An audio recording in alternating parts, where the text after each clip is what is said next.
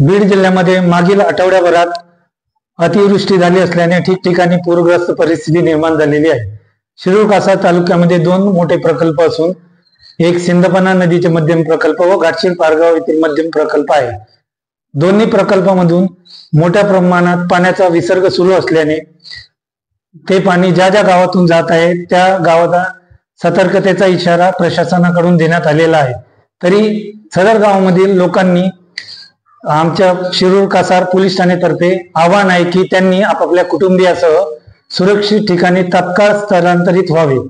तसेच कोणत्याही इसमास मदतीची गरज असल्यास शिरूर कासार पोलीस ठाणे येथील मोबाईल क्रमांक 92 25 09 28 21 तसेच लँडलाईन क्रमांक 02 444 25 95 39 या क्रमांकावर संपर्क करावा।